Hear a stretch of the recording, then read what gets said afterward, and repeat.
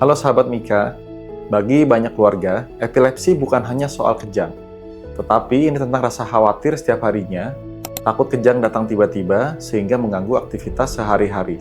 Sebagian orang dengan epilepsi sudah rutin minum obat, sudah kontrol berkala, tapi kejang tetap saja muncul. Namun, kini ada harapan baru untuk membantu mengendalikan kejang pada epilepsi yang sulit ditangani dengan obat-obatan. Bagaimana solusinya? Yuk kita bahas di episode How Does It Work kali ini.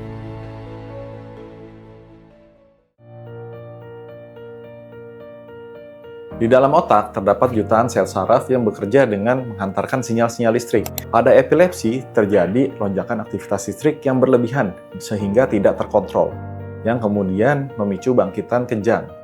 Penyebabnya bisa beragam, mulai dari faktor genetik, gangguan zat kimia otak, hingga kondisi-kondisi seperti tumor, infeksi, cedera kepala, atau kelainan sejak lahir.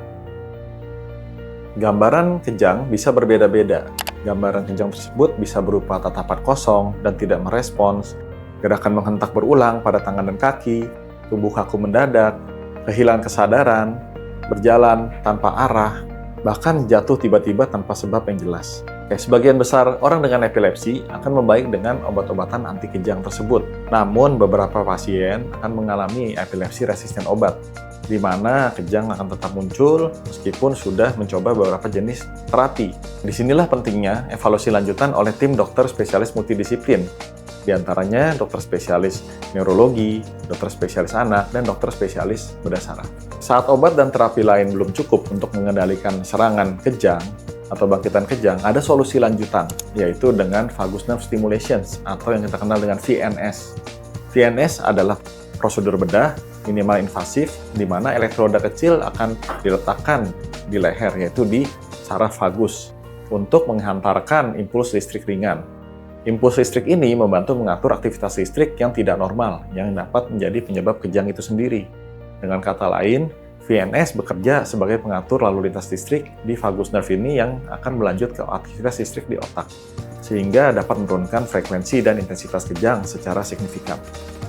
Evaluasi prosedur VNS dilakukan oleh tim multidisiplin yang terdiri dari tim dokter spesialis neurologi, spesialis anak, spesialis bedah saraf, psikiatri, neuropsikologi, serta tim rehabilitasi. Tahapan-tahapannya meliputi pemeriksaan menyeluruh seperti MRI kepala, evaluasi EEG inap, atau bahkan PET scan kepala jika dibutuhkan. Berikutnya dilanjutkan tindakan operasi minimal invasif pada leher untuk pemasangan elektroda di saraf vagus. Pemasangan alat stimulator kemudian dilanjutkan di bawah kulit dada dengan teknik minimal invasif, serta pengaturan dan evaluasi rutin pasca operasi terhadap neurostimulator itu sendiri sesuai kondisi atau kondisi bangkitan pasien.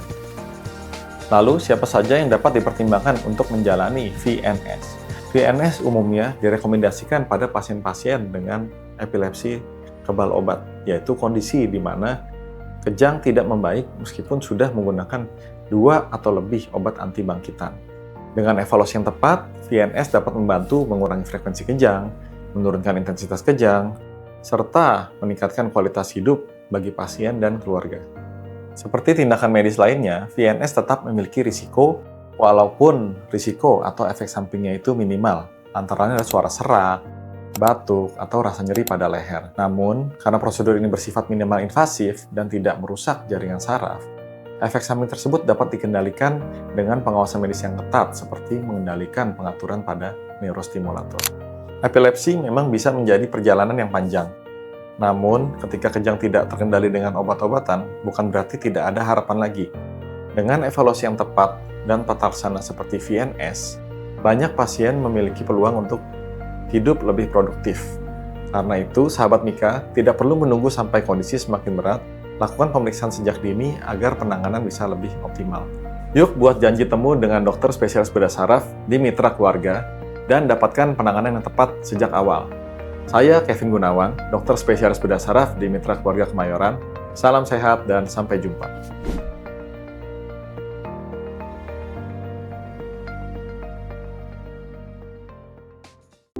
Mitra Keluarga, Life, Love, Laughter.